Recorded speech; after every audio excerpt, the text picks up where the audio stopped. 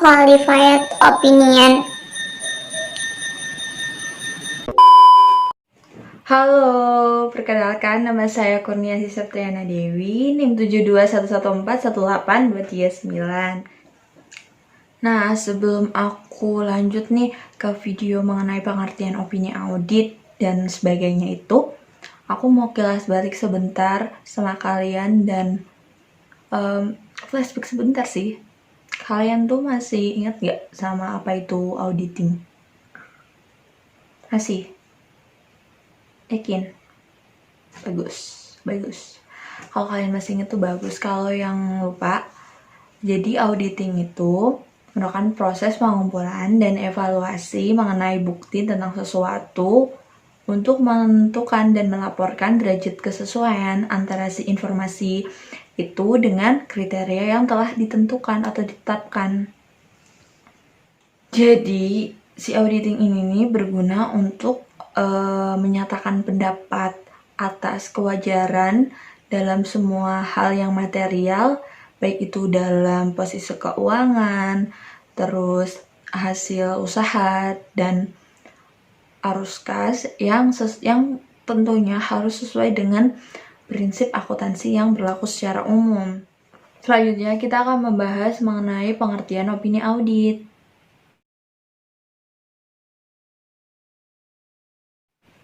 Jadi, opini audit itu sendiri merupakan pernyataan pendapat atau opini dari auditor terhadap kewajaran suatu laporan keuangan dari entitas yang telah diaudit.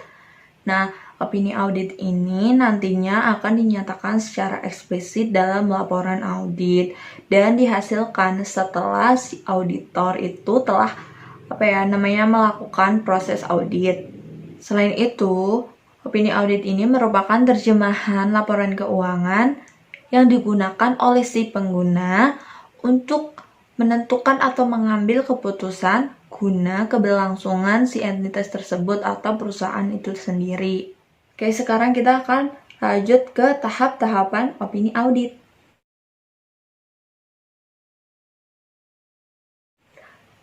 Nah, sebelum si auditor ini melakukan atau memberikan opininya atau pendapatnya, mereka itu harus melakukan beberapa tahapan opini audit. Nah, ada nih menurut Arens, ada beberapa tahapan opini audit. Yang pertama itu melakukan perencanaan dan pencanangan pendekatan audit. Terus yang kedua, menguji kontrol dan transaksi. Yang ketiga, penerapan prosedur analitik dan pengujian terperinci atas saldo. Dan yang terakhir itu ada penerbitan dan penyempurnaan laporan audit. Selanjutnya yaitu jenis-jenis opini audit. Ada 5 nih jenis-jenis opini audit. Yang pertama, yaitu opini wajar tanpa pengecualian atau unqualified opinion. Nah, di sini tuh si auditor tuh telah yakin bahwasanya laporan keuangan itu telah disajikan sesuai dengan prinsip akuntansi yang berlaku secara umum dan juga telah terbebas dari salah saji material. Untuk dikatakan wajar tanpa pengecualian harus memenuhi beberapa kriteria atau syarat. Yang pertama, laporan keuangan itu harus tentu dan wajib harus lengkap. Terus yang kedua, 3 standar umum telah terpenuhi. Yang ketiga, bukti telah cukup untuk diakumulasikan bahwasanya 3 standar lapangan telah terpenuhi. Yang keempat, laporan keuangan itu disajikan sesuai dengan GAAP atau Generally Accepted Accounting Principles. Dan yang terakhir, yang kelima nih, tidak ada kondisi atau keadaan yang mengakibatkan atau mengharuskan auditor itu harus memodifikasi atau menambahkan paragraf penjelas. Berikut adalah pendapat wajar tanpa pengecualian dalam laporan audit. Teman-teman bisa di-pause dulu. Yang kedua yaitu opini wajar tanpa pengecualian dengan paragraf penjelasan atau modified unqualified opinion.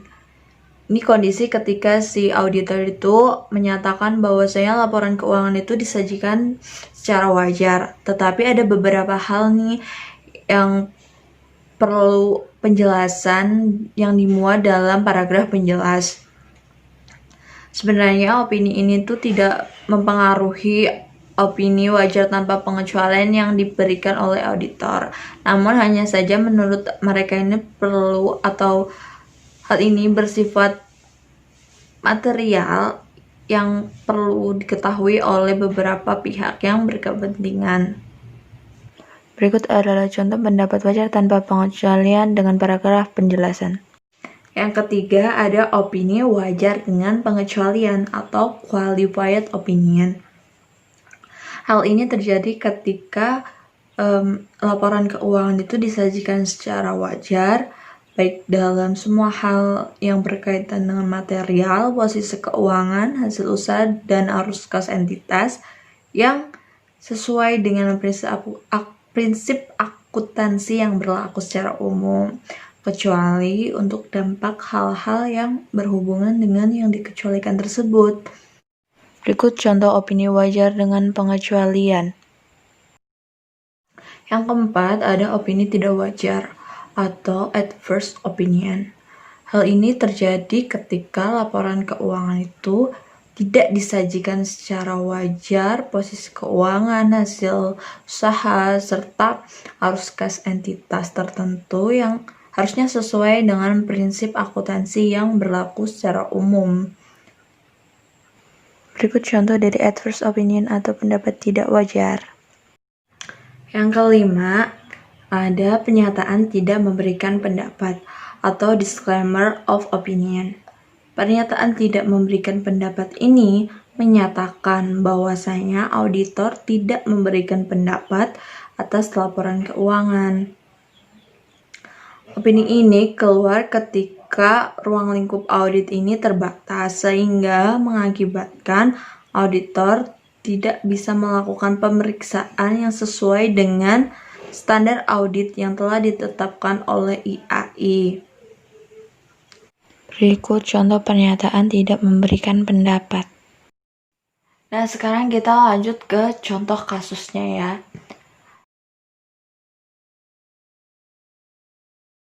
Aku di sini akan menjelaskan mengenai contoh kasus opini audit, yaitu kasus gagal bayar dari PT Sanprima Nusantara Pembiayaan atau SNP Finance. PT Sanprima Nusantara Pembiayaan atau SNP Finance itu sendiri merupakan bagian dari Columbia, jaringan retail yang menawarkan pembelian barang rumah tangga secara kredit atau cicilan. Dalam melakukan usahanya, SNP Finance ini mendapat dukungan dana atau pembiayaan pembelian barang dari kredit perbankan. Kasusnya sendiri bermula ketika pada Oktober 2018 lalu OJK memberikan atau menjatuhkan sanksi administratif kepada satu KAP, yaitu KAP Satrio Bing Eni dan Rekan atau KAP SBE, dan kepada dua anggotanya, yaitu AP Merlina dan AP Merlina Samsul. Kenapa bisa demikian? Pasalnya, KAP ini dan AP serta anggotanya yaitu AP Merlina dan Merlina Samsul memberikan opini wajar tanpa pengecualian terhadap audit atas laporan keuangan tahunan milik PT Sanprima Nusantara Pembiayaan atau SNP Finance. Padahal, menurut hasil pemeriksaan dari OJK mengindikasikan bahwa laporan keuangan yang disajikan oleh PT Sanprima Nusantara Pembiayaan ini tuh fiktif, yaitu laporan keuangan tidak mencerminkan keadaan yang sebenarnya, sehingga menyebabkan banyak kerugian, terutama perbankan. Sebab si LKTA yang digunakan oleh SNP Finance ini digunakan untuk mendapatkan kredit dari beberapa perbankan, dan dia juga menerbitkan MTN atau surat utang jangka menengah yang berpotensi gagal bayar atau menjadi kredit bermasalah. Pengenaan sanksi kepada KAP SBE dan kedua anggotanya yaitu AP Merlina dan Merliana Samsul berlaku untuk sektor perbankan, pasar modal, dan industri keuangan non-bank atau IKNB. Artinya, mereka tidak dibolehkan atau tidak diperkenankan untuk melakukan audit jasa keuangan. Pembatalan KPSBE ini berlaku efektif setelah KAPSBE melakukan audit laporan keuangan tahunan audit atau LKTA 2018 milik para kliennya yang masih memiliki kontrak. Selain itu, mereka juga dilarang untuk menambah klien baru. Sementara itu, untuk kedua AP yaitu AP Merlina dan Merliana Samsul, sanksi pembatalan pendaftaran mulai berlaku efektif sejak ditetapkan oleh OJK pada bulan Oktober 2018.